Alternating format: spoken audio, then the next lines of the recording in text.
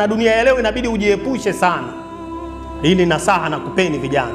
Dunia ya leo inabidi ujiepushe sana. Usipende matatizo yako kuhadithia watu.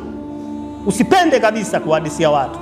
Kwa sababu watu leo hii wanashangilia na wanafurahikia matatizo ya watu, bali wanayatafuta matatizo. Ana matatizo gani yule? Ana shida gani? Bali zaidi ya hapo wamefika mbali, wanakutengenezea matatizo. Wanakutengenezea matatizo.